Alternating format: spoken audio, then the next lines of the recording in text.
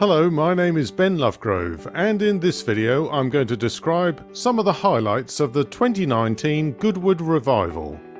If you attended this event, then it needs no introduction, but if you've never been, or if you want to know more about it, then there are several other videos in my channel that may be of interest to you. One is Goodwood Revival 20 Glorious Years, just a few of my recollections, published on the 15th of September 2018. Another is 7 tips for first-time visitors to the Goodwood Revival. You'll find these and other videos about past revivals in a playlist, a link to which is below this video. The Goodwood Revival is many things to many people, but one aspect of the 2019 revival that surely everyone will agree on was that the weather was perfect. The Saturday and Sunday in particular were ideal, with unbroken sunshine from dawn until dusk. For any of the thousands who dressed up for the occasion wearing tweed or the thick uniforms of various branches of the armed forces, it was perhaps too warm. The gates opened at 7:30 AM each day, by which time a queue of several hundred had already built up outside. There are all kinds of rewards for these early birds, but for me it's the dawn patrol. This and the evening flypast were the only air displays this year. There is something very special about watching the pilots wiping the September dew off their aircraft, carrying out their pre-flight checks and starting their engines. After a few minutes to warm up the engines, they take off and assemble into formation to the east of the airfield. They then fly by several times, giving all the onlookers the goosebump sensations as the Merlin engines roar past.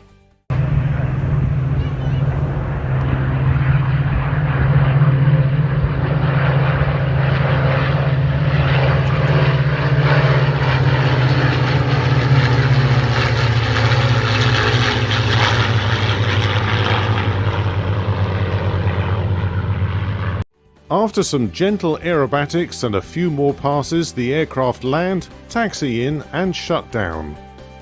It's a magical moment in the stillness of the early morning, and once it's over, the day begins in earnest. For anyone wanting to experience flight for themselves, pleasure flights were available in helicopters and in the Goodwood Aero Club's Piper Cub. For aviation fans, the Freddie March Spirit of Aviation concours d'elegance is always a treat. The aircraft on display are immaculately restored and presented in the hope of winning the trophy. This year's winner was the 1939 Dakota C-41A, and it was richly deserved. This unique aircraft has what was in 1939 a state-of-the-art luxury interior. As the sun rose and dried the dew on its polished surfaces, it began to gleam. Many other aircraft on display were winners in their own right, and it must have been hard to pick just one. The de Havilland Beaver was another that richly deserved recognition. Away from the relative peace of the aircraft on display, the Paddocks were a hive of activity throughout the weekend. A good place to stand was beside the assembly area, where drivers and mechanics prepared themselves and the cars for the next races. Track officials gave instructions while photographers and the media captured the events. There is a palpable sense of excitement and pre-race nerves as the drivers await the signal to drive out onto the track.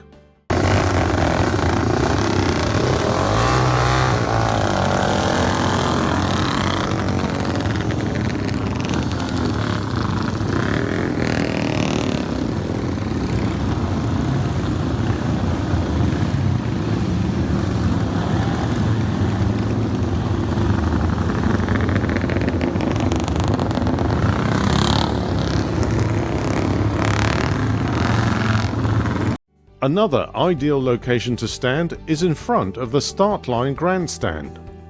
Here you can feel the tension build before the start of the race, and the roar of the engines as they finally get underway is a huge release of energy.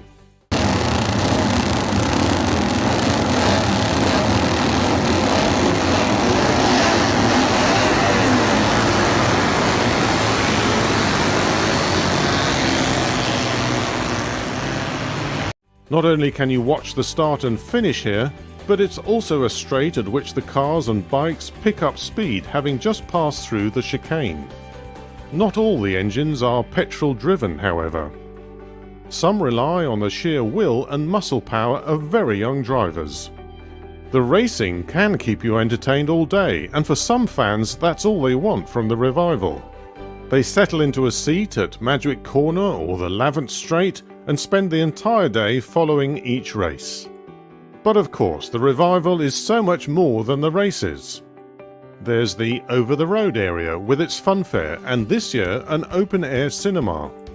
There's the market area with dozens of stalls selling everything from entire wardrobes of vintage clothes to rare signed photos of legendary drivers. There's the music area, in which you can dance and swing to live music expertly provided by tight bands who know how to get an audience on their feet. And there are all the scenes and characters who add theatre and atmosphere around the site. Some, like Glam Cabs, are annual favourites, always ready to provide a photo opportunity with a smile and a wink. Other characters are one-offs, created for the theme of the event, which this year was a celebration of the Mini, the car mainly, but the skirt too. There's so much to see that you would find it difficult to get around it all. So it's good to catch up with all the action and the sights by watching the recordings on the Goodwood Revival YouTube channel. On the Sunday afternoon I left early and watched the remainder of the racing live on TV. This showed plenty of action that I would probably have missed had I still been wandering about the site. So as the sun set on September the 15th, the 79th anniversary of Battle of Britain Day, many thousands of people returned home to look forward to the 2020 Goodwood Revival. Will you be going? Thanks for watching. If you enjoyed this video, please give it a like and share it with others. And subscribe to my channel for other videos like this, including more about the Goodwood Revival.